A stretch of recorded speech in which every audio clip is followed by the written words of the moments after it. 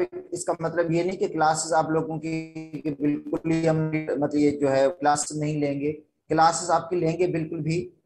अभी हमारा जो फोकस है कि आप लोगों का अभी जो टेस्ट आ रहे हैं इनके पीएमसी के, उसके अंदर जितने भी एक्स्ट्रा चीजें आई हैं मतलब, ठीक है, या तो आप खुद इंडिकेट करें या मैं खुद देख लूंगा, उन उनसे रिलेटेड जितने भी टॉपिक हैं जो हमने टॉपिक नहीं पढ़े हैं, तो ये होगा कि ये जो 8-10 दिन बाद में जो सब आपके टेस्ट जो हैं वो 31 अगस्त को शायद स्टार्ट है, तो उसी से पहले ये इन टॉपिक को हमने कवर करना है, ये टॉपिक आप लोगों को पढ़ाना है हमें, ठीक है। क्योंकि पीएमसी के सिलेबस के अंदर जितने भी टॉपिक थे वो हमने फेडरल की बुक से पढ़े थे, कुछ पंजाब की चीजें भी हमने पढ़ी थी, सिंध के सिलेबस से भी पढ़ा था, मगर ये जो ज्यादातर लाइनें जो आ रही हैं वो पंजाब के सिलेबस से आ रही हैं। मतलब इसके अंदर जो पीएमसी का सिलेबस है उसके अंदर आ तो लाइन बाय लाइन रहा है क्वेश्चन, मगर वो लाइनें जो है पंजाब के सिलेबस की हैं, तो जाहिर बात है बच्चों ने इतना सिलेबस तो पढ़ा नहीं है कि वो इस फेडरल भी पढ़ लें, सिंध भी पढ़ लें और उसके बाद पंजाब भी पढ़ लें, ठीक है। मगर कोशिश हम करेंगे ये कि जितने भी टॉपिक जिनसे क्वेश्चंस आए हैं उन टॉपिक वो टॉपिक आप लोगों को हम पढ़ा दें, जो रिमेनिंग टॉपिक्स हैं मतलब जो मतलब जिसमें से क्वेश्चंस आए हुए हैं। तो आज का जो हमारा आखिरी टॉपिक है वो है बफर सॉल्यूशन। तो पहले देखें बेटा, इसको डिस्क्राइब करते हैं कि बफर है क्या। तो बफर ऐसा सॉल्यूशन होता है जो अपनी पीएच को मेंटेन रखता है, ऐसा सॉल्यूशन जो अपनी पीएच को मेंटेन रखे और पीएच की चेंज को रोके, पीएच में की तब्दीली को रोके, ऐसे सॉल्यूशन को बफर सॉल्यूशन कहा जाता है। मतलब बफर जो है वो अपनी पीएच को मेंटेन रखता है और पीएच में जो चेंज आता है उसको रेजिस्ट करता है।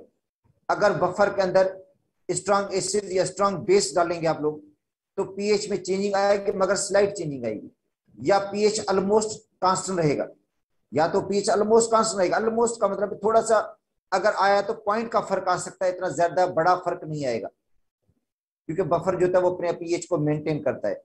अब देखो इसके अंदर जो सिंध के सिलेबस में कुछ एग्जांपल इस तरह दी गई हैं, वैसे बफर से नहीं है, ऐसे ही है कि कार्बन डाइऑक्साइड जो गैस है, कार्बन डाइऑक्साइड गैस, और जो ये तो अब होता है carbon dioxide gas non metal है, और नॉन मेटल को जब पानी के अंदर हम डिजोल्व करते हैं तो एसिड बनता है। तो कार्बन डाइऑक्साइड से बनेगा कार्बोनिक एसिड, ठीक है। और कार्बोनिक एसिड जाहिर एसिड है तो जाहिर पीएच क्या हो जाएगी, वाटर की पीएच चेंज हो जाएगी। पीएच में तो चेंजिंग आएगी ना, जब कार्बन डाइऑक्साइड पानी के अंदर डिजोल्व हो जाएगी तो पीएच में चेंजिंग आ जाती है। या सिलिकेट जो होते हैं गिलास, जो सोडियम सिलिकेट है, सिलिकेट जो होते हैं वो उनके अंदर अब सोडियम सिलिकेट गिलास होता है ना, पान ये जो शीशे गिलास, उसके अंदर पानी पड़ा तो वो भी पीएच में स्लाइड चेंजिंग कर सकता है। अच्छा, ब्लड जो है वो भी बफर है कार्बोनिक एसिड और प्रोटीन का। देखो ब्लड जो बफर है कार्बोनिक एसिड प्रोटीन का, तो ब्लड के सैंपल के अंदर थोड़ा सा एसिड या बेस डालेंगे तो पीएच में स्लाइड चेंजिंग आएगी। अगर ज्यादा बेस डाल देंगे तो जाहिर बात है बफर के बस की बात नहीं होगी। देखो बफर की एक लिमिट होगी पीएच को कंट्रोल करने की, अगर उसकी लिमिट से बात ज्यादा होगी तो जाहिर है वो पीएच को कंट्रोल नहीं कर पाएगा, ठीक है।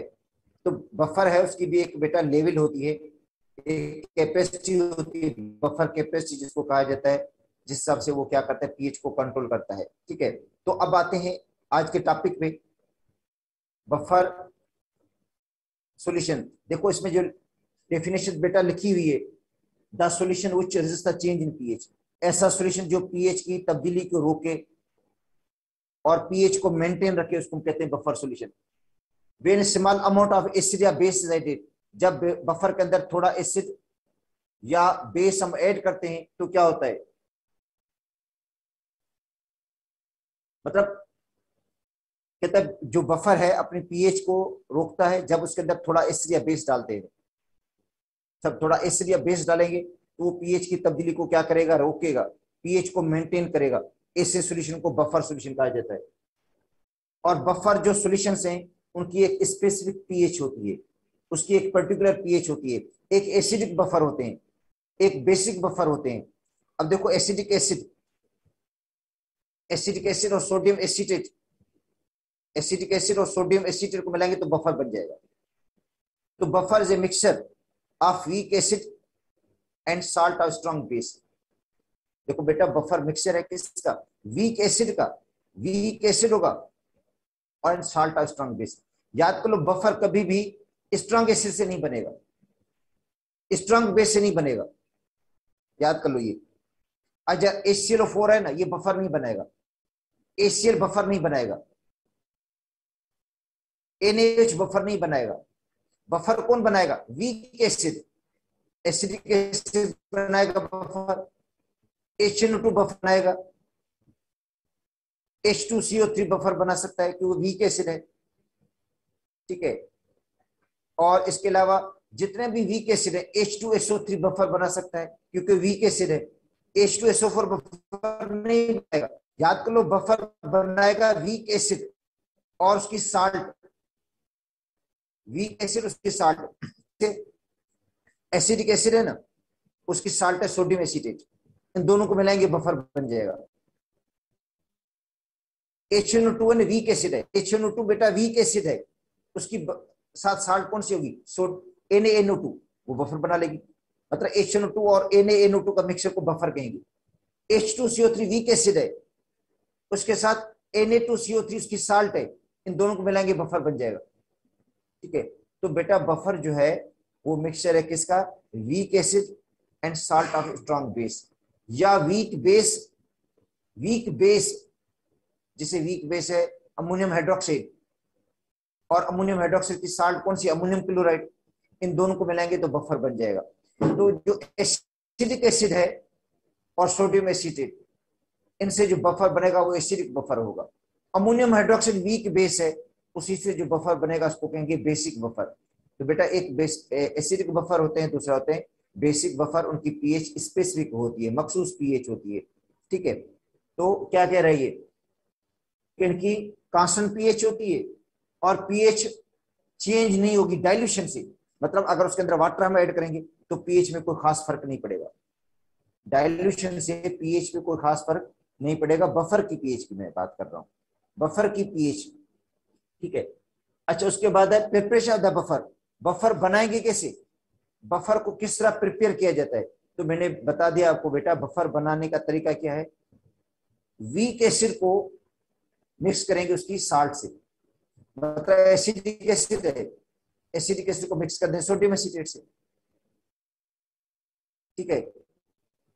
या अमोनियम हाइड्रोक्साइड है उसको मिक्स कर दें अमोनियम क्लोराइड से, H2CO3 है उसको मिक्स कर दें सोडियम कार्बोनेट से, HNO2 है उसको मिक्स कर दें NaNO2 से, H2SO3 है उसको मिक्स किसके साथ करेंगे, Na2CO3 के साथ। मतलब वीक एसिड और उसकी साल्ट, इनके मिक्सचर को क्या कहते हैं, बफर कहते हैं। तो ठीक है, तो by mixing weak acid, mix किसको करेंगे बेटा, week acid and salt with strong base, such solution gives acidic buffer. इस सॉल्यूशन से क्या मिलेगा हमें, एसिडिक बफर मिलेगा वीक एसिड की वजह से। और पीएच क्या होगी, लेस देन 7 होगी। एग्जांपल क्या है इसकी, acidic acid and sodium acetate. मैं मिसालें और भी आपको दे रहा हूं बेटा, यहाँ पे एक लिखी हुई है मगर मिसालें इसकी और भी हैं। किस कौन सी, HNO2 वीक एसिड, NaNO2 उसकी साल्ट, बफर बन गया। इसके अलावा H2CO3 प्लस Na2CO3 बफर बन गया, H2SO3 वीक एसिड और उसकी साल्ट। तो याद कर लो वीक एसिड है उसकी साल्ट है तो समझे बफर है। बेटा वीक एसिड हो, स्ट्रॉन्ग एसिड नहीं होना चाहिए, HNO3, H2SO4, HCl, HClO4 ये बफर नहीं बनाएंगे। बफर हमेशा बनाएगा वीक एसिड उसकी साल्ट, या वीक बेस और उसकी एसिडिक साल्ट, वीक बेस है उसकी एसिडिक साल्ट बनाएगी। अच्छा दूसरी एग्जांपल बेटा बेसिक बफर की, by mixing weak base, by mixing weak base with salt of strong acid, such solution gives basic buffer. ऐसे सॉल्यूशन क्या बनाएंगे, बेसिक बफर बनाएंगे, और जिनकी पीएच क्या होगी, 7 से ज्यादा होगी। इसका मतलब है एसिडिक एसिड की जो बफर है, मतलब ये एसिडिक बफर है, और जो अमोनियम हाइड्रोक्साइड है बफर बनाएगा वो बेसिक होगा। एग्जांपल क्या है, mixture of ammonium hydroxide weak base and ammonium chloride acidic salt. ये वीक बेस है और उसकी एसिडिक साल्ट, ये वीक एसिड है और ये इसकी बेसिक साल्ट कौन सी, सोडियम एसिटेट, इनके मिक्सचर को क्या कहेंगे हम, बफर कहते हैं।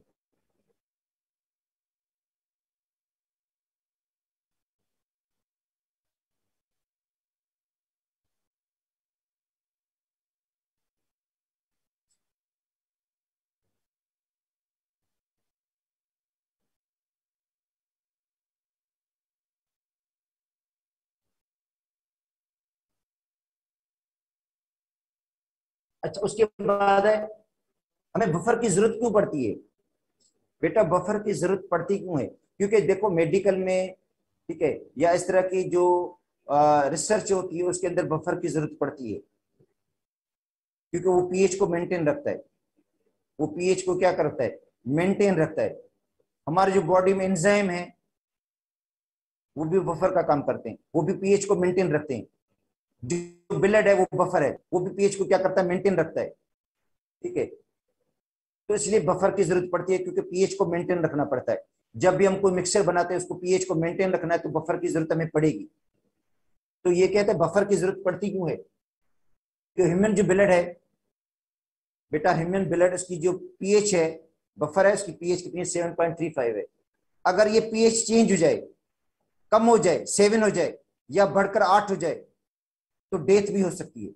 मतलब ये पीएच अगर कम होकर 7 हो जाए या बढ़कर 8 हो जाए, तो डेथ भी पॉसिबल है, कि डेथ भी हो सकती है। और जो ब्लड के अंदर बफर है वो कार्बोनिक एसिड, बेटा कार्बोनिक एसिड होता है, और दूसरा प्रोटीन। और कार्बोनिक एसिड कहां से आएगा, कार्बन डाइऑक्साइड से। कार्बन डाइऑक्साइड प्लस वाटर से कार्बोनिक एसिड बन जाएगा।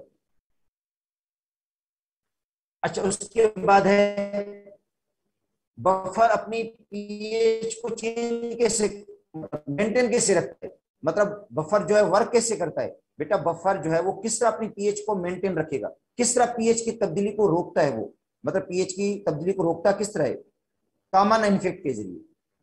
देखो बफर जो है वो कॉमन आयन इफेक्ट होता है बफर के अंदर, और कॉमन आयन इफेक्ट की वजह से वो पीएच को मेंटेन रखता है। बेटा तो ये देखो कि बफर के अंदर कॉमन आयन इफेक्ट होता है, जो कल हम टॉपिक पढ़कर आए थे, कि बफर के अंदर भी एक आयन ऐसा होता है जो कॉमन होता है, क्योंकि बफर तो मिक्सचर है। एसिड, वीक एसिड उसका वीक बेस उसकी साल्ट का मिक्सचर होता है, तो उसके में एक आयन ऐसा भी होता है दोनों के अंदर जो कॉमन होता है। तो आप देख सकते हो आप लोग इन एग्जांपल ऑफ एसिडिक बफर, एक एग्जांपल है एसिडिक बफर की। और एसिडिक बफर कौन सा, एसिडिक एसिड और sodium acetate. Common ion this case एसीटेटाइन, इसके अंदर देखो कॉमन आयन एसीटेटाइन है। अब खुद देखो ये एसिडिक एसिड है, वाटर के अंदर इसको डिजोल्व किया हमने, तो हाइड्रोजन आयन खारिज करेगा, क्योंकि एसिड जो होता है वो हाइड्रोजन आयन देता है, हाइड्रोजन आयन डोनर होता है। एसिड बेटा हाइड्रोजन आयन डोनेट करेगा, वाटर को देगा, हाइड्रोजन आयन बन गया और एसिटेट आयन, एसिटेट आयन बना और हाइड्रोजन आयन बन गया। और दूसरा उसकी साल्ट है, वो डिसोसिएट होगी कंप्लीटली, तो भी एसिटेट आयन बनाएगी, सोडियम आयन बनाएगी। अब खुद देखो इसके अंदर आयन ऐसा है जो कॉमन है, और वो कौन सा आयन है कॉमन, वो बेटा एसिटेट आयन है। देखो इसके अंदर एसिटेट आयन जो है वो कॉमन है, एसिटेट आयन इसके अंदर भी मौजूद है, एसिटेट आयन इसके अंदर भी मौजूद है। इसका मतलब है दोनों सॉल्यूशन के अंदर एसिटेट आयन जो है वो प्रेजेंट है, एसिटेट आयन दोनों में मौजूद है। ठीक है, एसिडिक एसिड, वीक एसिड, अरे आपको पता है acidic acid, weak acid, electrolyte भी कहते हैं। Acidic acid, weak acid, weak electrolyte भी कहते हैं। और डिसोसिएट होगा पार्शियली, डिसोसिएट क्या होगा, पार्शियली डिसोसिएट होगा, इक्विलिब्रियम स्टेबिलिटी होगी इसके अंदर। और स्ट्रॉन्ग इलेक्ट्रोलाइट जब उसके अंदर ऐड करेंगे, जब उसके अंदर strong electrolyte sodium acid add करेंगे, तो एसिटेट आयन कॉमन है, एसिटेट आयन बेटा कॉमन है। एसिटेट आयन बढ़ेंगे, रिएक्ट करेंगे हाइड्रोजन आयन के साथ, इक्विलिब्रियम बैकवर्ड जाएगी। पता है आप लोगों को पढ़ाया था मैंने कॉमन आयन इफेक्ट में, कि जब एसिटेट आयन बढ़ेंगे तो वीक इलेक्ट्रोलाइट पर क्या असर पड़ेगा, क्योंकि असर तो वीक इलेक्ट्रोलाइट पर पड़ता है, ये तो स्ट्रॉन्ग इलेक्ट्रोलाइट है, इस पर असर नहीं पड़ेगा, असर पड़ता है वीक इलेक्ट्रोलाइट पे। तो वीक इलेक्ट्रोलाइट की डिसोसिएशन कम हो जाती है, वीक इलेक्ट्रोलाइट की आयोनाइजेशन कम हो जाती है। ठीक है, तो रिएक्शन क्या होगा, एसिड आयन बढ़ेंगे, इक्विलिब्रियम बैकवर्ड जाएगा, और बैकवर्ड जाने से अनडिसोसिएट एसिडिक एसिड बढ़ जाएगा, अनडिसोसिएट एसिडिक एसिड बढ़ेगा। बेटा देखो एसिटेट आयन है, जब एसिटेट आयन की कंसंट्रेशन इंक्रीज होगी तो रिएक्ट करेंगे किसके साथ, हाइड्रोजन आयन के साथ, इक्विलिब्रियम किधर जाएगी, बैकवर्ड। और बैकवर्ड जाने से जो अनडिसोसिएट एसिडिक एसिड होगा उसकी कंसंट्रेशन क्या हो जाएगी, इंक्रीज हो जाएगी, अनडिसोसिएट एसिडिक एसिड की कंसंट्रेशन बढ़ जाएगी।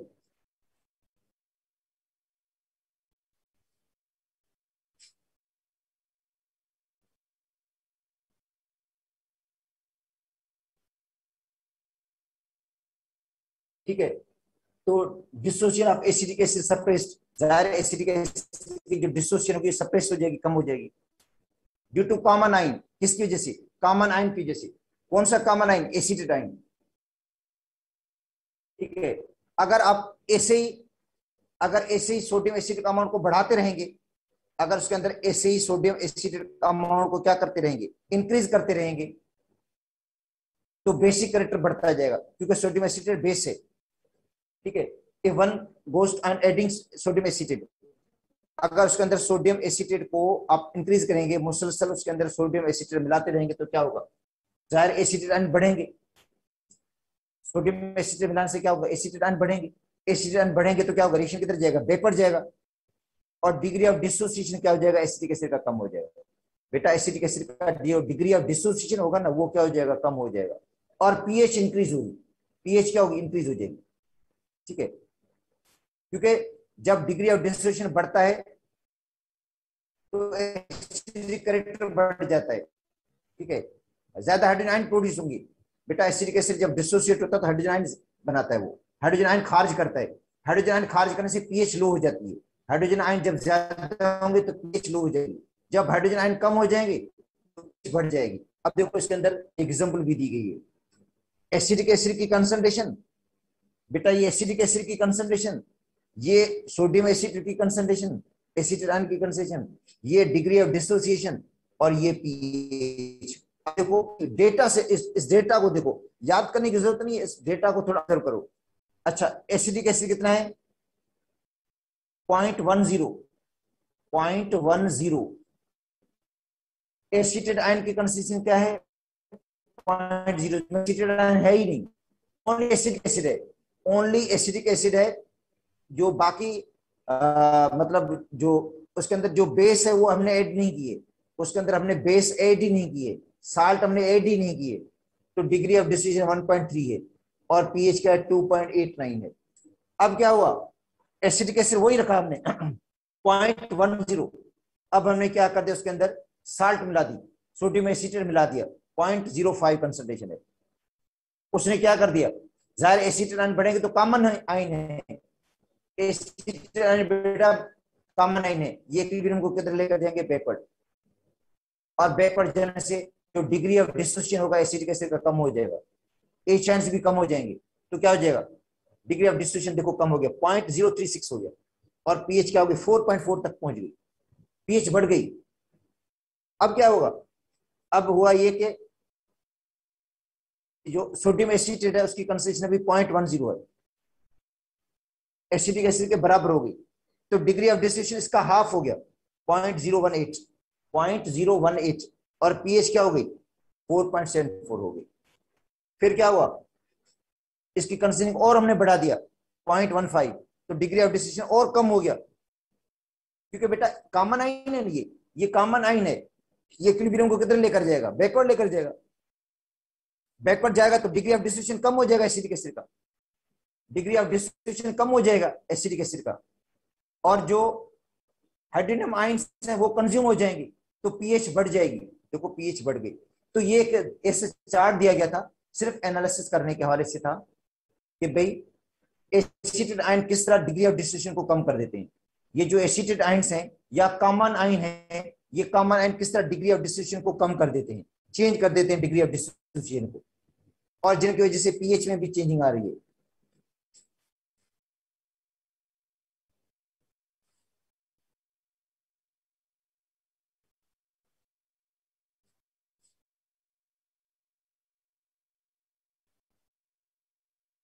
अच्छा, जब एसिड ऐड करेंगे, अब आते हैं, सपोज करते हैं बफर बन गया है, मतलब एसिडिक एसिड और सोडियम एसिड का बफर बना है, उसके अंदर एसिड डालने से या बेस डालने से पीएच मेंटेन कैसे रहती है?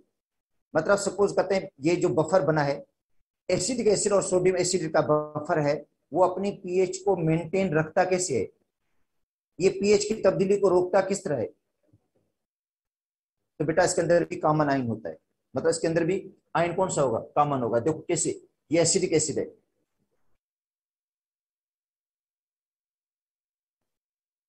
ठीक है, ये क्या है बेटा? एसिडिक एसिड है, डिसोसिएट हो गया एसिड में एच आयन में, और उसके अंदर एसिड डाल दिया हमने HCl, तो उसके अंदर एसिड कौन सा डाला? HCl, हाइड्रोक्लोरिक एसिड डाल दिया। तो हाइड्रोक्लोरिक एसिड में आयन कौन से हैं? एच आयन हैं। एसिडिक एसिड में भी एच आयन हैं। एच आयन कॉमन हो गए, एच आयन क्या हो गए? कॉमन हो जाएंगे। इक्विलिब्रियम किधर जाएगी? बैकवर्ड जाएगी, अनडिसोसिएट एसिडिक एसिड बढ़ जाएगा। तो आपने जो एसिड डाला था, आपने जो हाइड्रोक्लोरिक एसिड इसके अंदर ऐड किया था बेटा, आपने ऐड किया इसके अंदर हाइड्रोक्लोरिक एसिड, ठीक है। हाइड्रोक्लोरिक एसिड में हाइड्रोजन आयंस हैं, हाइड्रोजन आयंस बढ़े, इक्विलिब्रियम किधर गए? बैकवर्ड। तो वो हाइड्रोजन आयन जो आपने एसिड की सूरत में डाले थे वो कंज्यूम हो गए। बेटा आपने जो हाइड्रोक्लोरिक एसिड ऐड किया था इसके अंदर, जिसके अंदर H आयंस थे, वो तो कंज्यूम हो गए, वो उन्होंने एसिटेट के साथ रिएक्ट करके अनडिसोसिएट एसिडिक एसिड बना लिया।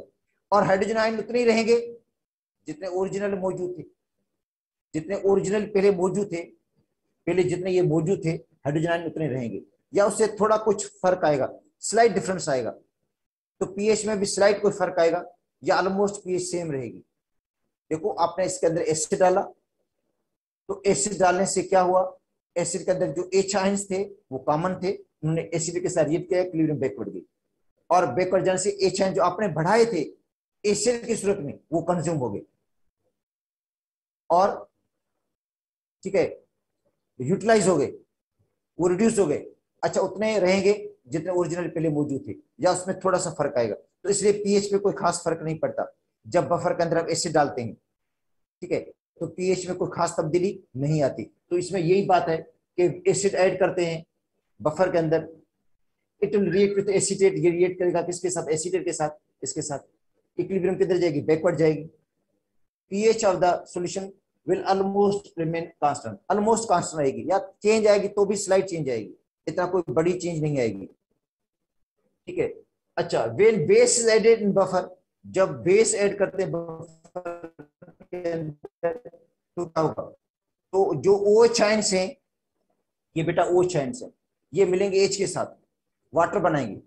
अपोज्ड आयंस हैं बेटा, जो OH आयंस हैं बेस के, ये मिलेंगे एसिडिक एसिड के H आयन के साथ, वाटर बनेगा। H आयन रिड्यूस होंगे, H आयन क्या होंगे? रिड्यूस होंगे ना। ये OH आयंस बेस के हैं, ये एसिड के H आयन के साथ मिलेंगे, क्या बनेगा? वाटर बनेगा, रिएक्शन न्यूट्रलाइजेशन होगा, इक्विलिब्रियम किधर जाएगी? फॉरवर्ड जाएगी। According to Le Chatelier's principle, Le Chatelier's principle यही कहता है कि जब आप प्रोडक्ट को रिमूव करते हैं, प्रोडक्ट को रिमूव करेंगे तो इक्विलिब्रियम फॉरवर्ड जाएगी, और इसकी डिग्री ऑफ डिसोसिएशन बढ़ेगा, और उतने एच आयंस और बन जाएंगे, एच आयंस उतने और बनेंगे जितने आपने कंज्यूम किए थे, क्योंकि आपने तो कंज्यूम कर दिए, आपने तो यूटिलाइज कर दिया उसको, क्योंकि बेस डाला, उस बेस ने क्या कर दिया? एच आयन को न्यूट्रलाइज कर दिया, एच के साथ मिलकर वाटर बना दिया उन्होंने, तो इक्विलिब्रियम किधर जाएगी? फॉरवर्ड जाएगी। फॉरवर्ड जाने से उतने एच आयंस बन जाएंगे जितने कंज्यूम हुए थे, तो इसका मतलब है पीएच ऑलमोस्ट दोबारा भी सेम रहेगी। तो ये कहता है when base is added in the buffer solution the OH ions of base react with H ions of acid, जो OH आयंस है वो रिएक्ट करेंगे H के साथ टू गिव वाटर, तो वाटर बनाएंगे। पीएच ऑलमोस्ट रिमेन सेम, या change होगी तो भी स्लाइट चेंज होगी इसके अंदर।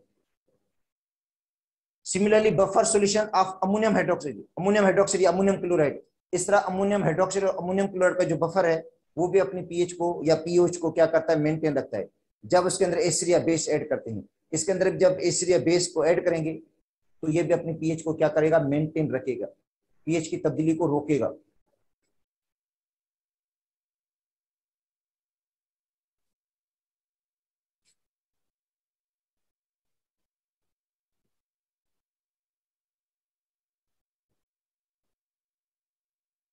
अब देखो एसिड बेटा उसका होता है Ka, dissociation constant of the acid, equilibrium constant of the acid.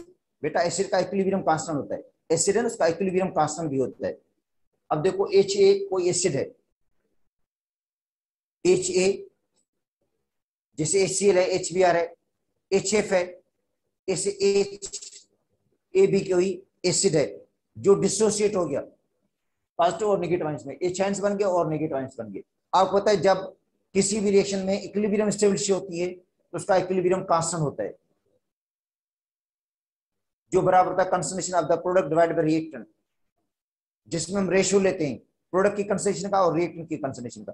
तो ये जो Ka है ये बेटा dissociation constant of the acid है, जिसमें देखो प्रोडक्ट की कंसंट्रेशन ऊपर गई, रिएक्टेंट की नीचे आ गई।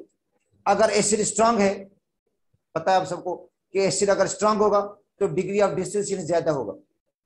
बेटा अगर एसिड स्ट्रांग है तो डिग्री ऑफ डिसोसिएशन क्या होगा, ज्यादा होगा, लार्जर डिग्री ऑफ डिसोसिएशन होगा, ज्यादा प्रोडक्ट बनेगा, लार्जर प्रोडक्ट बनेगा और के की वैल्यू बढ़ जाएगी, के की वैल्यू क्या हो जाएगी, बढ़ जाएगी, के की वैल्यू इंक्रीज हो जाएगी। तो जो स्ट्रांग एसिड है उनकी के की वैल्यू लार्जर होती है। क्यों? क्योंकि बेटा उनका degree of dissociation, degree of ionisation ज्यादा होता है, प्रोडक्ट ज्यादा बनता है और के की वैल्यू लार्जर आती है। जो वीक एसिड है वो पार्शियली डिसोसिएट होते हैं, थोड़े से डिसोसिएट होते हैं, कम डिसोसिएट होते हैं, प्रोडक्ट कम बनाते हैं, इसलिए उनकी के की वैल्यू क्या होती है, सिमिलर होती है। तो बेटा के की वैल्यू से हम एसिड की स्ट्रेंथ का पता लगा सकते हैं, के से पता चलता है एसिड की स्ट्रेंथ क्या। लार्जर द वैल्यू ऑफ के, जितनी के की वैल्यू लार्जर होगी एसिड स्ट्रांग होगा। और के से क्या निकालते हैं, पीके भी निकालते हैं। बेटा के से एक टर्म और इस्तेमाल करते हैं, पीके होता है माइनस लॉग ऑफ के, माइनस लॉग ऑफ के, ठीक है। माइनस लॉगरिथम किसका, के का। देखो ये लिखा हुआ है, ये हो गया के हो गया, ठीक है। और पी के किसके बराबर है बेटा, माइनस लॉग ऑफ के। अगर सपोज करते हैं के की वैल्यू है 1 × 10⁻³ बेटा के की वैल्यू क्या है, 1 × 10⁻³ है, तो पी के की वैल्यू क्या होगी, तो पी के होता है माइनस लॉग ऑफ के। पी के किसके बराबर है बेटा, माइनस लॉग ऑफ के, माइनस लॉगरिथम ऑफ के। तो माइनस लॉग के निकालेंगे, के की वैल्यू कितनी है 1 × 10⁻³। जो बच्चे लॉगरिथम पढ़कर आए उनको पता है कि लॉगरिथम पावर के बराबर होता है। बेटा लॉगरिथम किसके बराबर होता है, पावर के बराबर होता है। अगर कोएफिशिएंट 1 है तो आगे कोएफिशिएंट 1 है तो लॉगरिथम किसके बराबर होगा, पावर के बराबर होगा। और पावर क्या है, -3 है, माइनस से माइनस क्या हो जाएंगे, प्लस हो जाएंगे। तो पी के वैल्यू क्या होगी, 3 हो जाएगी। बेटा पी के वैल्यू क्या होगी, 3 आ जाएगी, ठीक है। अब देखो अगर इसके अंदर आपको एच आयंस मालूम करने हैं, ये क्वेश्चन दी गई है, अगर आपको हाइड्रोजन आयन मालूम करने हैं तो हाइड्रोजन आयन निकाल सकते हैं। बेटा हाइड्रोजन आयन निकाल सकते हैं तो के ए आपस में मल्टीप्लाई हो जाएगा। आपको एच आयंस निकालने ना, तो बेटा के ए और एच आपस में क्या हो जाएंगे, मल्टीप्लाई होंगे, और जो A9 की कंसंट्रेशन वो नीचे आ जाएगी। इसका मतलब है एच आयंस आप मालूम कर सकते हो, हाइड्रोजन आयन की कंसंट्रेशन आप निकाल सकते हो। हाइड्रोजन आयन की कंसंट्रेशन से आपको पीएच मिल जाएगी, ठीक है। हाइड्रोजन आयन की बेटा कंसंट्रेशन निकल सकती है किस तरह, के ए को, मतलब ये फार्मूला है के मालूम करने का, आपको हाइड्रोजन आयन मालूम करना है, ये वाली कंसंट्रेशन, तो ये आपस में क्या हो जाएंगे, दोनों इंटू हो जाएंगे और ये डिवाइड में आ जाएगा। ये किस में आएगा बेटा, डिवाइड में आ जाएगा, ठीक है। अब आते हैं calculation the pH of the buffer. जो बफर सॉल्यूशन उसकी पीएच को कैलकुलेट कैसे करते, उसका फार्मूला ये नोट कर दो, बहुत अहम है। इसका प्रॉब्लम भी आ सकता है, फार्मूला भी आ सकता है, ठीक है। और जो उनके टेस्ट दिया गया है इसका, आगा खान का जो टेस्ट दिया गया है बेटा सिंपल पेपर का, उसके अंदर ये क्वेश्चन भी आया हुआ है कि भाई बफर की पीएच किस तरह कैलकुलेट करते हैं।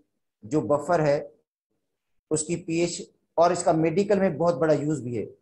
मेडिकल में ये दोबारा आप लोगों को ये चीजें पढ़ाई जाएंगी, बफर वहां पढ़ाया जाएगा, ठीक है। तो वो सारी चीजें दोबारा पढ़ेंगे वहां जाकर आप लोग। तो calculation of the pH of buffer, buffer की जो पीएच है वो कैसे कैलकुलेट करते हैं। तो बेटा पीएच बराबर है पीकेए, क्या यूज करते हैं, पीके कैसे निकालते हैं, माइनस लॉग ऑफ के, माइनस लॉगरिथम ऑफ के से पीके निकलेगा, तो पीके यूज होता है। तो पीएच बराबर है पीके प्लस लॉग साल्ट अपन एसिड। साल्ट की कंसंट्रेशन ऊपर आएगी, एसिड की नीचे आएगी, बस ये बेटा फार्मूला है। आपको पीके की वैल्यू गिवन होगी, देखो कोई भी अगर आपको सपोज करता है आपको पीके की वैल्यू बेटा गिवन होगी, ठीक है, प्लस लॉग साल्ट अपन एसिड, साल्ट की कंसंट्रेशन को डिवाइड करेंगे एसिड की, उसका लॉग निकालने बस।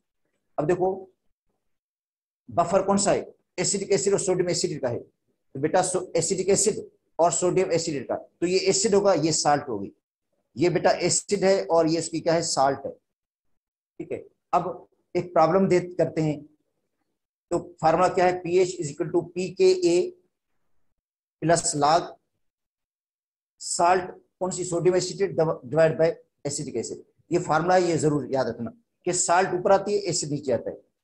हाँ, एसिडिक एसिड की कंसिस्टेंसी 1 मोलर है बेटा। एसिडिक एसिड की कंसिस्टेंसी क्या है, 1 मोलर है। बफर बना रहे हो जिसमें एसिडिक एसिड 1 मोलर है, और जो सोडियम एसिटेट है वो भी 1 मोलर है। एसिडिक एसिड 1 मोलर, और जो साल्ट है वो भी 1 मोलर है उसकी कंसंट्रेशन। तो उसकी पीएच क्या होगी, तो बेटा फार्मूला है pH is equal to p K a plus log 1/1। और 1 का लॉगरिथम क्या होता है आपको पता है, 1/1 का मतलब 1 ही है, 1 का लॉगरिथम 0 होता है।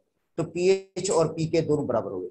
यहाँ पे देखो पीएच और पी के ए दोनों बराबर हो गए कब, पीएच और पी के कब बराबर होंगे, जब साल्ट की कंसंट्रेशन और एसिड की कंसंट्रेशन बराबर होगी।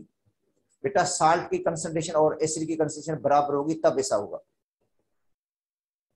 देखो तब पीएच और पी के दोनों बराबर हो जाएंगे।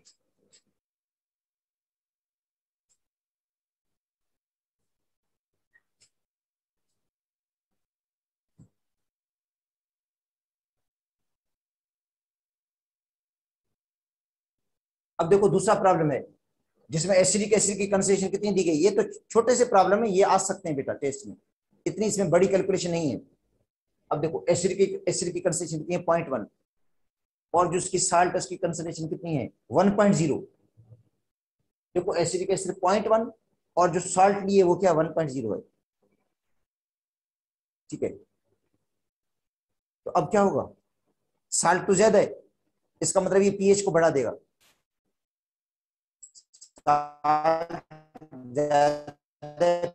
पीएच को बढ़ जाएगी।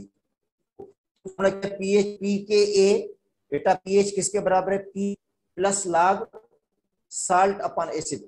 फार्मूला ये पी के वैल्यू आपको गिवन है 4.74। बेटा एसिडिक एसिड की पी के वैल्यू आपको गिवन होगी 4.74 प्लस लॉग साल्ट 1.0 और एसिड 0.1। को जब डिवाइड करते हैं 0.1 से, 10 हो जाता है बेटा, 10 हो जाएगा ना, ये 10 के बराबर होगा। 1 डिवाइड बाई 0.1 का मतलब 10, और 10 का लॉगरिथम 1 होता है। ठीक है, 10 का लॉगरिथम क्या होगा, 1 होगा। 1 इसके अंदर ऐड हो जाएगा, 1 इसके अंदर प्लस हो जाएगा, तो 5.74 हो जाएगी इसकी पीएच। इस बफर की पीएच क्या होगी, 5.74 होगी। अब आते हैं दूसरी एग्जांपल पे, जिसमें देखो एसिडिक एसिड 1 मोलर है।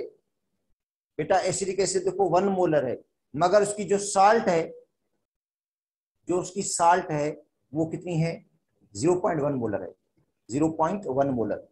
और पीके कितना है, 4.74 है। तो फार्मूला क्या लगेगा, पीएच इज इक्वल टू, देखो pH is equal to p K a plus log salt upon acid. Formula वही सेम लगा रहे हैं हम। अच्छा pH is equal to p K की वैल्यू कितनी है 4.74 प्लस लॉग, अच्छा साल्ट की कंसंट्रेशन कितनी है 0.1। बेटा जो साल्ट की कंसंट्रेशन है वो है 0.1, और एसिड की कंसंट्रेशन क्या है 1.0। तो इसका मतलब है यहाँ पे आंसर आएगा 10 पावर -1 आएगा। 10 पावर -1 का लॉगरिथम क्या निकलेगा, -1 निकलेगा। इसका जो लॉगरिथम निकालेंगे ना बेटा, 0.1 का लॉगरिथम -1 होता है। क्या होता है, -1। तो 4.74 में से -1 करेंगे 3.74 हो जाएगा। तो बेटा ये देखो, ये बफर, इसकी पीएच ये हो गई, इस बफर की पीएच ये हो गई। ठीक है, तो अब देखो इसके अंदर ज्यादा था, 10 गुना, 10 गुना ज्यादा था बेस से, तो उसने पीएच में कितनी तब्दीली कर दी, मतलब पीएच में क्या चेंजिंग आई है।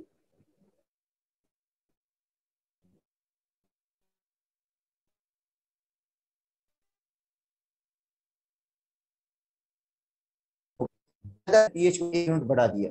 देखो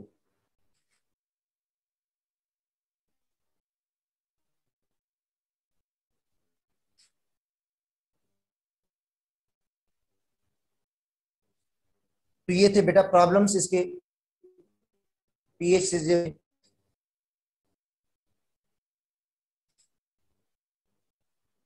ठीक है, अच्छा अब जो टॉपिक है आखिर में है कुछ, आखिर में टॉपिक है वो आपको मैं पढ़ा देता हूँ फेडरल के बुक में। बेटा फेडरल की बुक में ये प्रॉब्लम तो सारे हो गए हैं, ये फेडरल की बुक में भी हैं, ठीक है, ये सब कुछ हो गया इसके अंदर। बेटा बफर सॉल्यूशन के बारे में जो भी नॉलेज थी, जो भी इंफॉर्मेशन थी, वो सब इसके अंदर आ गई है, और ये बफर की पीएच की कैलकुलेशन भी इसके अंदर आ गई है सारी। अब आते हैं इंपॉर्टेंट फैक्ट कौन से हैं, जो एम फैक्ट है वो आपको पढ़ा रहा हूं। पेज नंबर 187 पे बेटा बफर के बारे में कुछ और फैक्ट फेडरल की बुक में है, जो फेडरल की बुक में है वो आपको मैं पढ़ा रहा हूं। अच्छा, कहता है buffer solution can be prepared, वो चीजें मतलब दोबारा रिवीजन हो रही है समझने की, कि बफर को किस तरह हम प्रिपेयर करेंगे। By combining aqueous solution of weak acid and salt of strong base.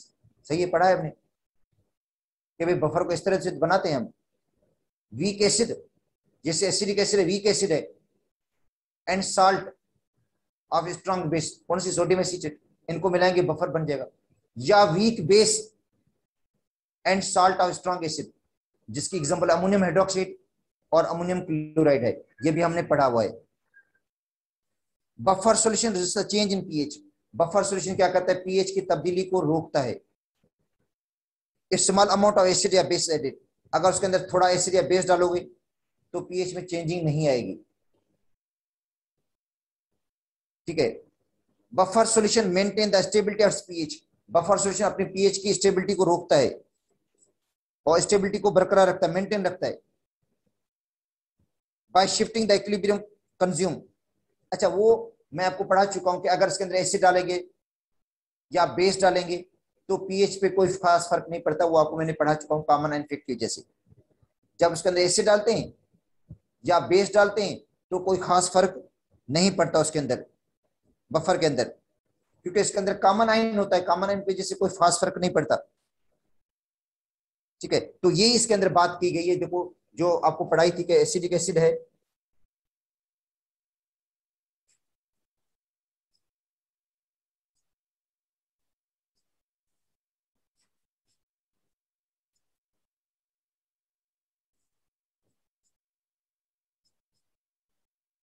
और सोडियम एसिटेट है,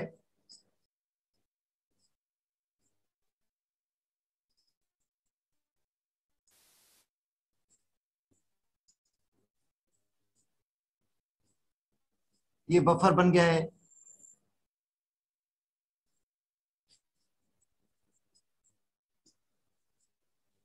ठीक है।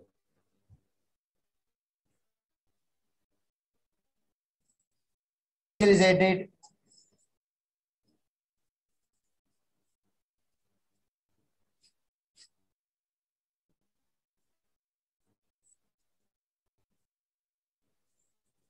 इन बफर सॉल्यूशन, अगर इसके अंदर आप एसिड करोगे तो क्या असर पड़ेगा इस सेल का, हाइड्रोक्लोरिक एसिड किस तरह इफेक्ट करेगा, तो बेटा हाइड्रोक्लोरिक एसिड ऐसे टूटता है ना, हाइड्रोजन आयन खारिज करेगा, तो हाइड्रोजन आयन तो ऑलरेडी इसके अंदर मौजूद है, हाइड्रोजन आयन भी कॉमन है, हाइड्रोजन आयन रिएक्ट करेंगे एसिड के साथ, इक्विलिब्रियम किधर जाएगी, बैकवर्ड जाएगी। इसका मतलब है हाइड्रोजन आयन का असर तो कम हो गया ना, हाइड्रोजन आयन का इफेक्ट तो कम हो गया, जो आपने हाइड्रोजन आयन बढ़ाए थे उसका असर तो कम हो गया, क्योंकि हाइड्रोजन आयन कॉमन है, हाइड्रोजन आयन क्या है, कॉमन है। हाइड्रोजन आयन जब बढ़ेंगे तो रिएक्ट करेंगे एसिड के साथ, इक्विलिब्रियम किधर जाएगी, बैकवर्ड जाएगी, अनडिसोसिएट एसिडिक एसिड बनेगा, और पीएच पे कोई खास फर्क नहीं पड़ेगा, ठीक है। तो H ions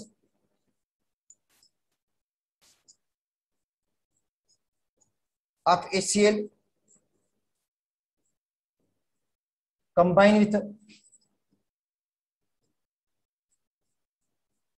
acetate to form unionized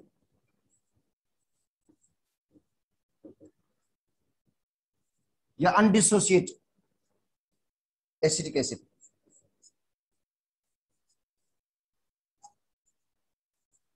and pH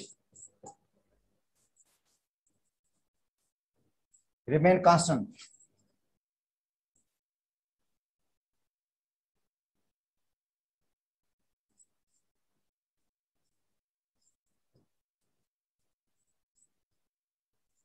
और पीएच क्या रहेगी, ऑलमोस्ट कांस्टेंट रहेगी, कोई फर्क नहीं पड़ेगा पीएच पे। फर्क पड़ेगा तो भी स्लाइट फर्क पड़ेगा, क्योंकि एचेंट्स कंज्यूम हो गए। अगर बेस ऐड करेंगे,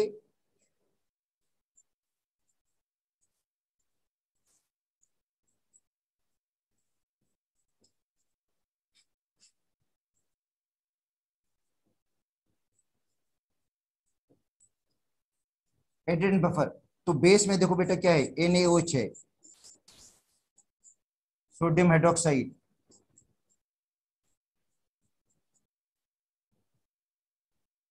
ठीक है, तो OH आइन of base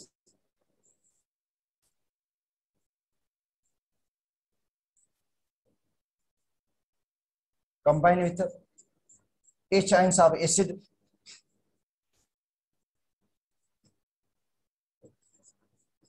to form water।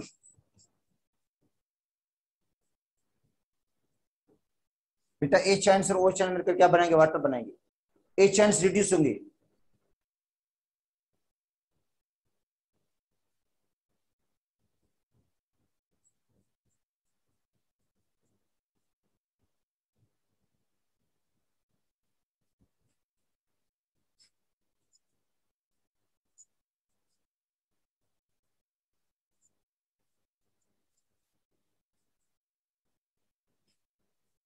According to Le Chatelier's principal.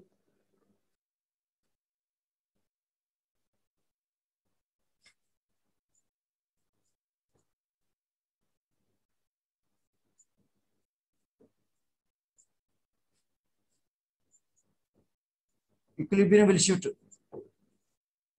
in forward।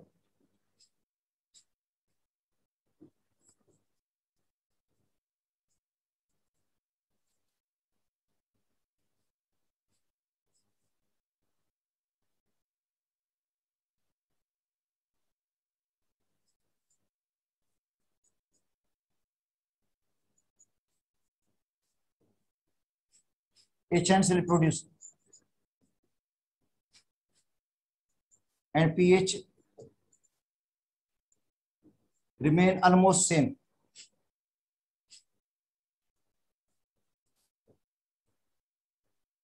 बेटा देखो, अपने बेस ऐड कर दिया, तो बेस ने क्या किया,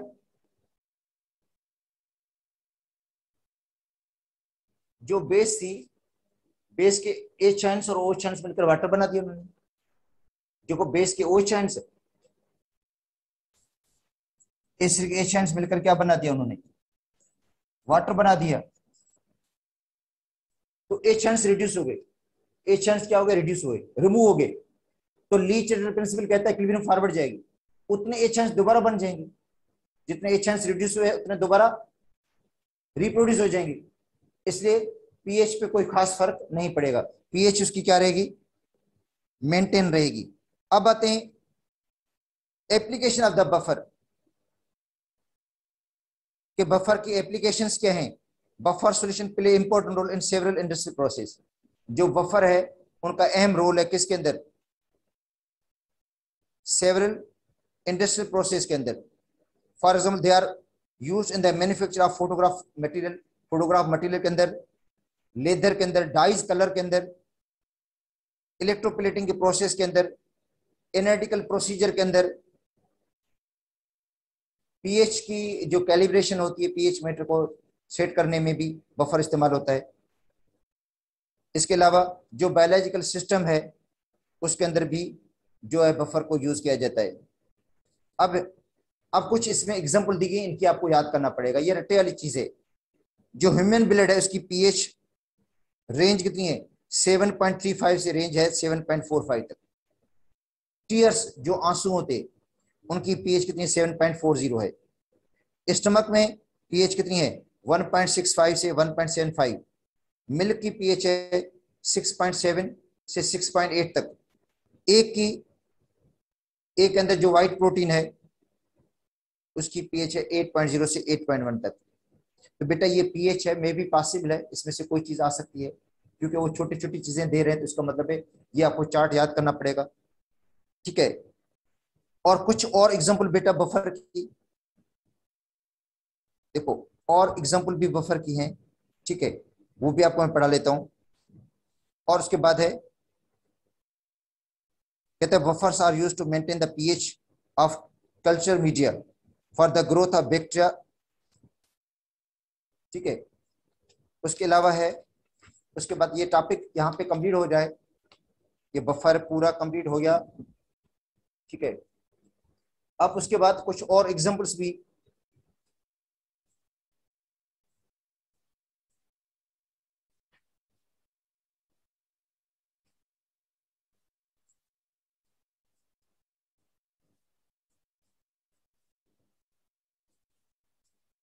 अच्छा बेटा, बफर की एक एग्जांपल और भी है, मतलब HNO2,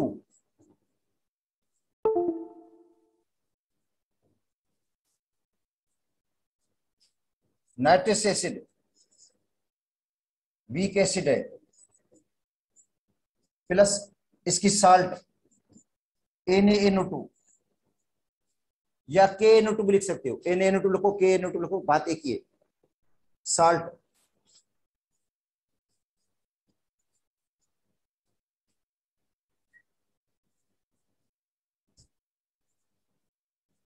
स्ट्रॉन्ग बेस, इन दोनों को मिलाएंगे बफर बन जाएगा। H2SO3,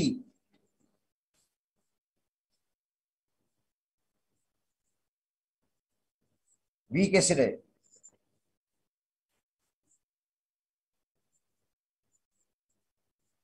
सल्फ्यूरिक एसिड, इसकी साल्ट कौन सी है? Na2SO3।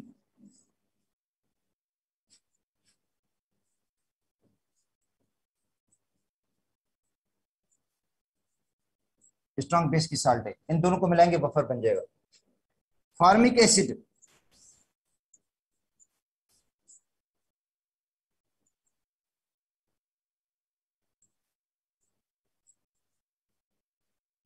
जो वीक एसिड है, इसकी साल्ट है सोडियम फार्मेट।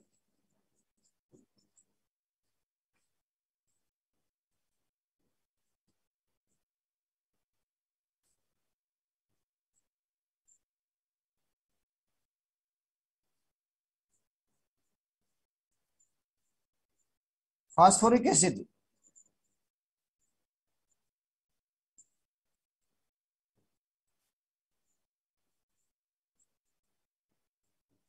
जो वीक एसिड है,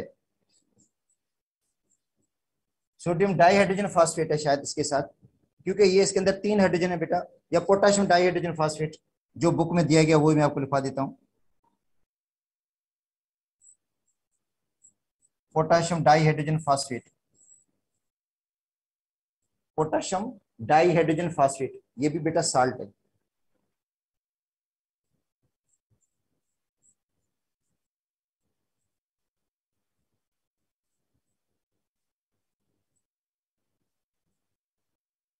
हाइड्रोजन फास्फेट,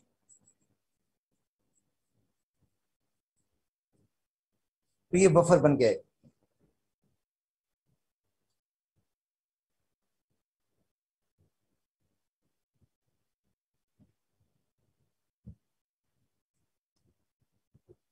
अब बताएं, अगर पंजाब की बुक में कोई नई चीज है तो वो भी हम पढ़ लेते हैं। बाकी ये जो जितना भी लिखवाया था ये पंजाब की बुक से ही था।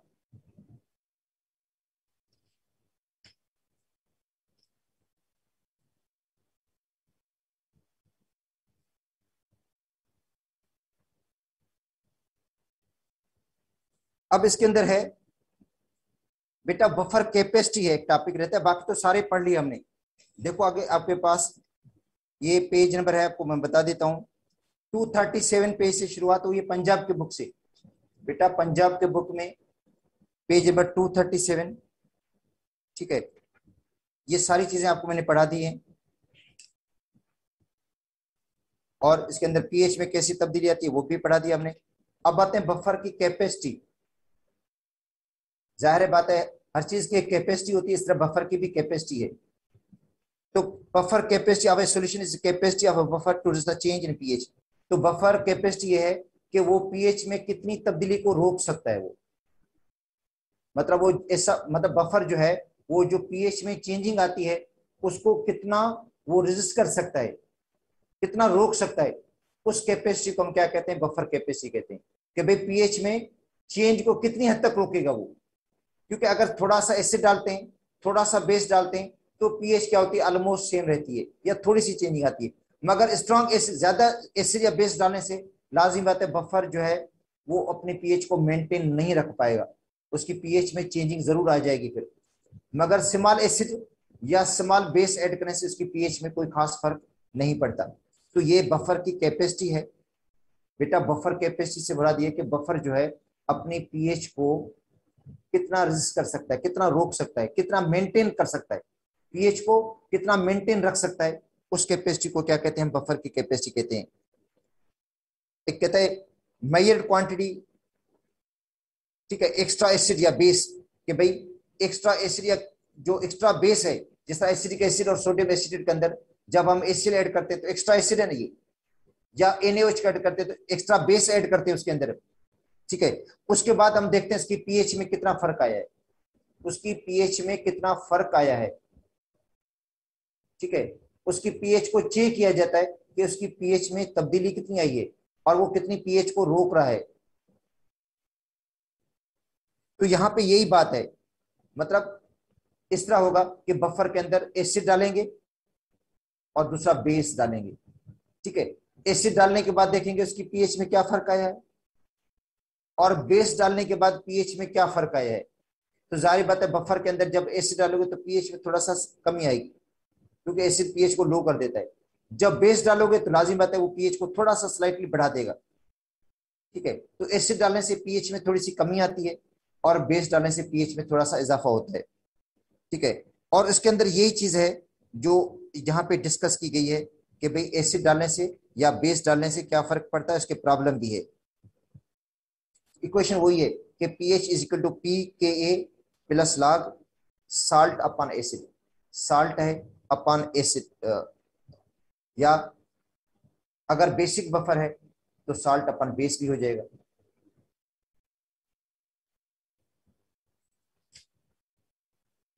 ठीक है, और इसका एक प्रॉब्लम भी दिया गया है बेटा, इसका एक प्रॉब्लम भी दिया गया है, वो चलो मैं आपको करवा देता हूँ प्रॉब्लम इसके अंदर।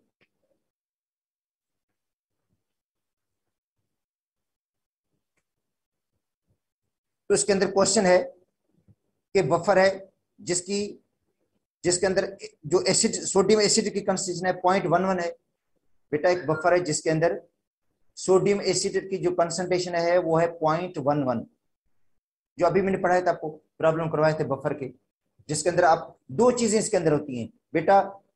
आपको pH is equal to p K ए,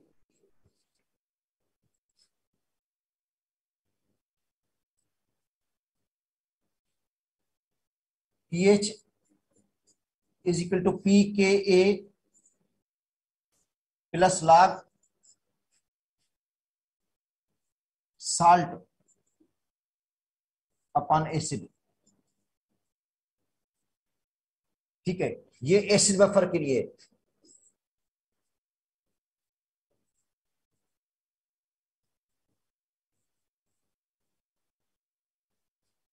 ठीक है।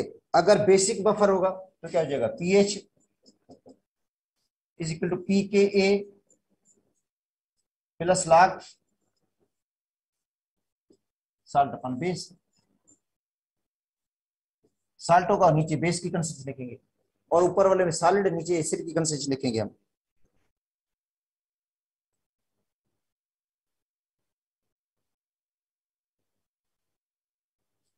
ठीक है।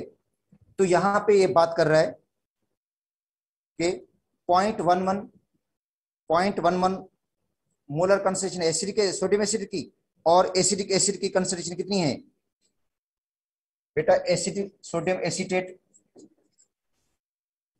की जो कंसंट्रेशन है वो है 0.11 एम, और एसिडिक एसिड की जो कंसंट्रेशन है वो है 0.09 एम, ठीक है। और इसकी जो पीएच है वो है 4.83, 4.83 pH है, ठीक है। अगर इसके अंदर 0.01 मोल NaOH के ऐड कर दें, अगर इसके अंदर हम ऐड कर दें 0.01 NaOH ऐड कर दें, ठीक है, तो पीएच पे क्या फर्क पड़ेगा? मतलब ये बफर है, अगर इसके अंदर 0.01 m किसके ऐड कर दें? NaOH के ऐड कर दें, सोडियम हाइड्रोक्साइड के ऐड कर दें, तो पीएच पे क्या फर्क पड़ेगा? अच्छा, अब बफर पे तो बाद में आते हैं। अगर वाटर के अंदर इतना ऐड कर दो, बफर को तो हम छोड़ते हैं, बफर तो अपने पीएच को मेंटेन करेगा, अगर इसकी पीएच में चेंजिंग आएगी तो भी स्लाइटली चेंजिंग आएगी, कोई पॉइंट्स के अंदर फर्क आएगा। अगर सपोज करते हैं ये पानी के अंदर ऐड कर दो, अगर ये क्वेश्चन जो दिया गया ना, अगर आपको कहा जाता है कि भाई 0.01 m मोल पर डीएम को जो है वो NaOH का पानी के अंदर ऐड कर दें, तो पीएच पे क्या फर्क पड़ेगा? बहुत बड़ा फर्क पड़ेगा, क्योंकि पानी की पीएच 7 है, पानी की पीएच क्या है? 7 है, और पानी के अंदर 0.01 मोल पर डीएम बेस के ऐड करेंगे तो उसकी पीएच 12 हो जाएगी। तो 7 से 12 हुई है, पानी के अंदर ऐड करते हैं। देखो ये तो मैंने कहा ये बाद में आते हैं, इसको डिस्कस बाद में करते हैं कि ये अपनी पीएच को मेंटेन कितना करता है, ये बफर है अपने पीएच को कितना मेंटेन करता है। मगर सपोज करते हैं 0.01, अगर ये इस क्वेश्चन को बाद में हल करते हैं, 0.01 m NaOH is added, ठीक है, इन वाटर, ठीक है, वाटर के अंदर ऐड कर देते हैं, फाइंड इट्स पीएच।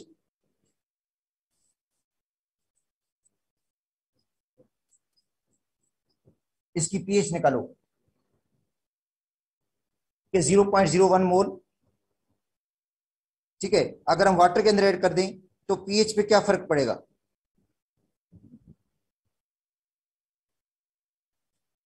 बेटा पीएच पे क्या फर्क पड़ेगा? देखो आपको पता है NaOH है,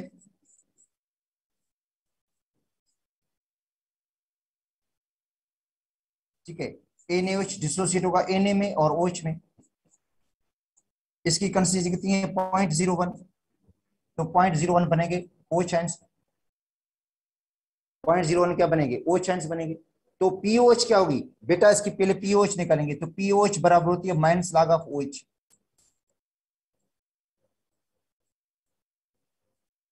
POH किसके बराबर है? POH बराबर होती है minus log of OH ions. बेटा POH बराबर है minus log of OH ions, तो POH बराबर होगी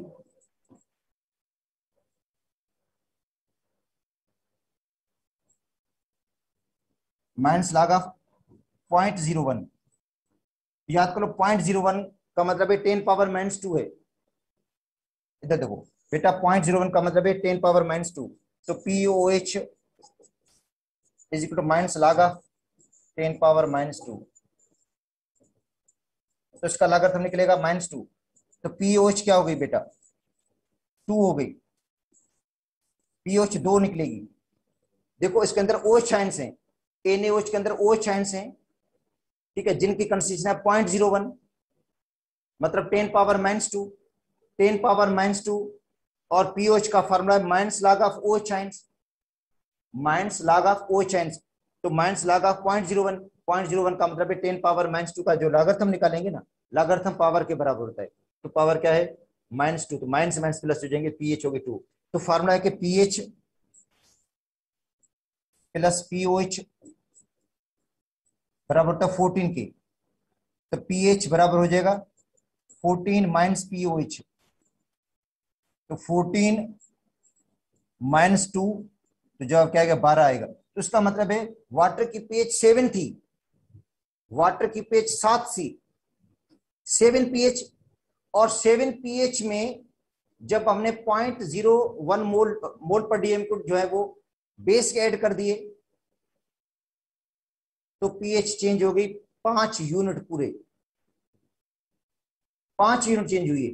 मगर बफर के अंदर ऐसा नहीं होता, बफर जो वो इतनी पीएच को चेंज नहीं करने देगा, चेंज होगी तो भी स्लाइटली चेंज होगी। ये बफर की पीएच है, इसके अंदर थोड़ी सी तब्दीली आएगी बस, इतनी बड़ी तब्दीली नहीं आती है, क्योंकि बफर अपनी पीएच को मेंटेन रखता है।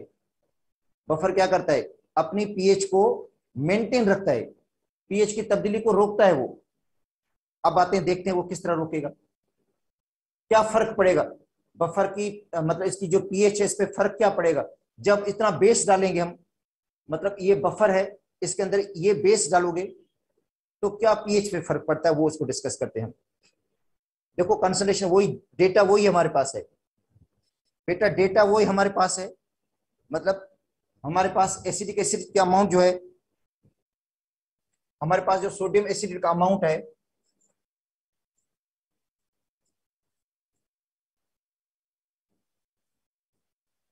जो है 0.11 एम, और हमारे पास जो एसिडिक एसिड का अमाउंट है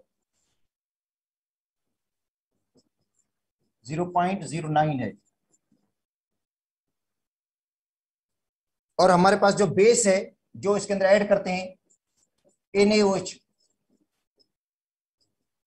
0.01 है, और जो पीएच है इसकी सॉल्यूशन की वो कितनी है 4.83 है।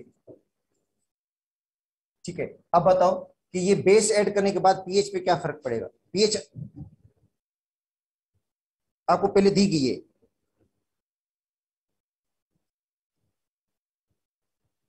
ठीक है। अब बेस ऐड करने से क्या फर्क पड़ेगा, अब पहली बात है कि बेस रिएक्ट करेगा किसके साथ, जब ये बफर है, ये बफर है बेटा, ये बफर सॉल्यूशन है, ठीक है। बेस को ऐड करते हैं,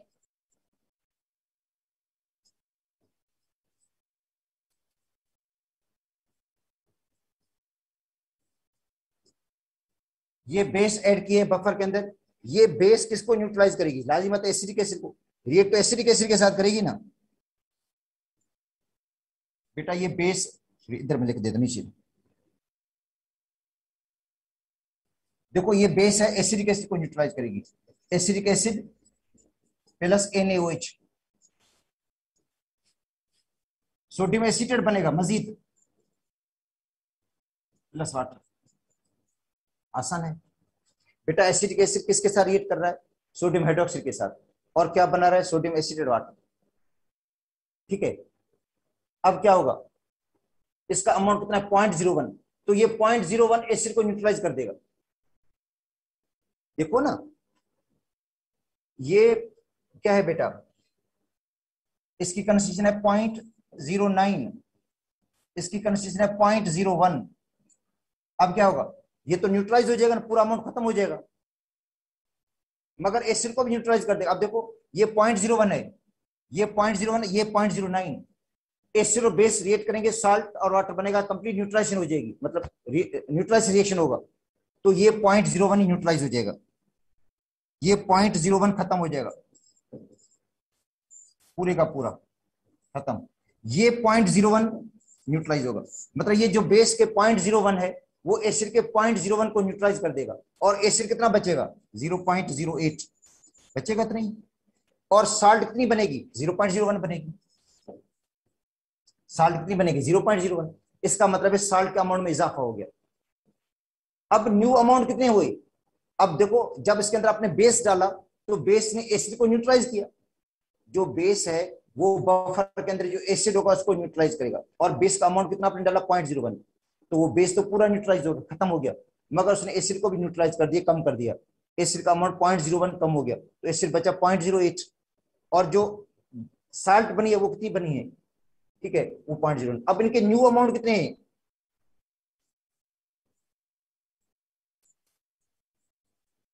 बेटा नई कंसंट्रेशन इनकी कितनी है, न्यू कंसंट्रेशन, ठीक है, क्योंकि आपने जो बेस डाला उसने एसिड को तो न्यूट्रलाइज किया, तो अब एसिड की कंसंट्रेशन पहले कितनी थी 0.09, अब कितनी बच गई 0.08, तो इसका मतलब है जो एसिडिक एसिड है अब उसकी न्यू कंसंट्रेशन है 0.08, ठीक है, समझ में आ रहा है ना 0.08 क्यों हुआ 0.08, क्योंकि आपने जो एक्स्ट्रा बेस डाला था ना, उसकी वजह से जो आपने बफर के अंदर बेस डाला, उस बेस ने एसिड को न्यूट्रलाइज कर दिया, एसिड के अमाउंट को कम कर दिया और साल्ट के अमाउंट को बढ़ा दिया।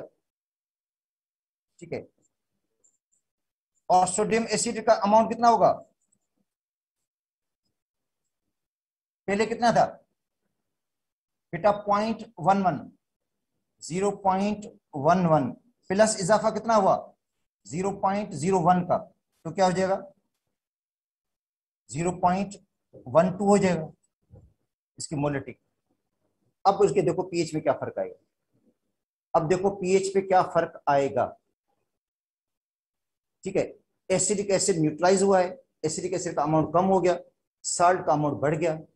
अब देखो पीएच पे क्या फर्क आएगा, फार्मूला वही लगेगा सेम।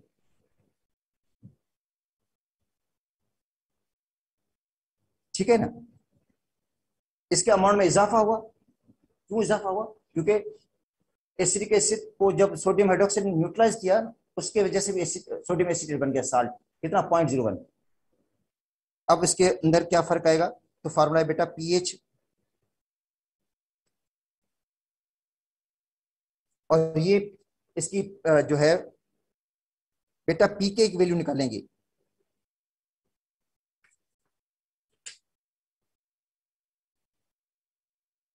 अच्छा, तो फार्मूला है, इधर लिख देता हूं, pH is equal to p K a plus log salt upon base और साल्ट अपॉन एसिड। ठीक है बेटा, तो पी के वैल्यू कितनी है 4.74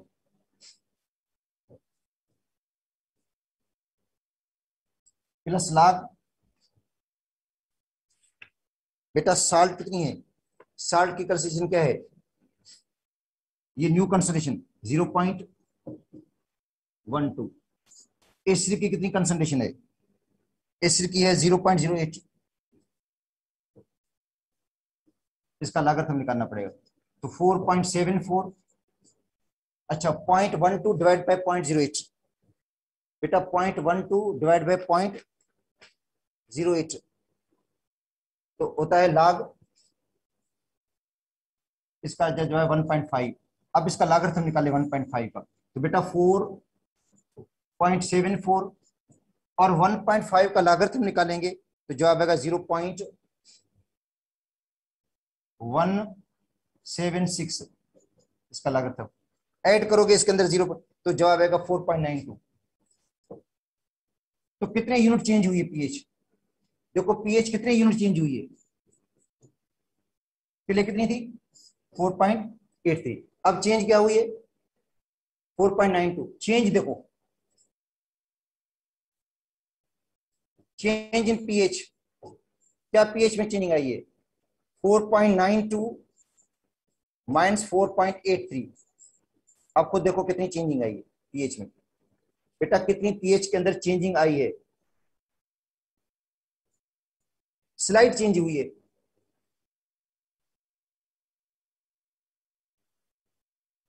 जीरो 0.09 की, और वही बेस जब पानी के अंदर ऐड कर रहे थे तो पीएच को कितनी चेंज कर रहा था, वही NaOH को जब पानी के अंदर आपने ऐड किया था तो पीएच को चेंज किया था। पीएच पानी की 7 है बेटा, पीएच वाटर की 7 है, 7 से बढ़कर कितनी हो गई 12 हो गई, 7 से बढ़कर 12 हुई थी। देखो ये प्रॉब्लम है, पीएच 12 हुई है और वाटर की पीएच 7 होती है, 7 से 12 का मतलब 5 यूनिट का फर्क। मगर जब बफर के अंदर वही अमाउंट बेस का डाला आपने, बफर के अंदर अपने अमाउंट का बेस का अपना वही 0.01 ऐड किया तो बफर ने पीएच को कितना चेंज किया 0.01 और 0.09, मतलब बफर ने अपने पीएच को मेंटेन रखा है, पीएच ऑलमोस्ट सेम रही है, थोड़ी सी चेंजिंग आई है।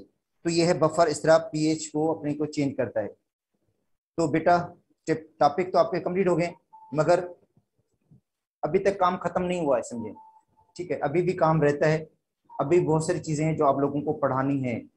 ठीक है, तो इसलिए क्लासेस रहेंगी बिल्कुल भी, मतलब फिर जिन बच्चों को डिफिकल्टी है, देखो मतलब यह कि जो टॉपिक हम पढ़ाएंगे आपको बता देंगे कि ये टॉपिक हम पढ़ा रहे हैं, ठीक है, वो हम देखेंगे, उसके पेपर्स को देखकर फिर आपको टॉपिक बता देंगे कि ये टॉपिक हमने पढ़ा नहीं अभी, ठीक है।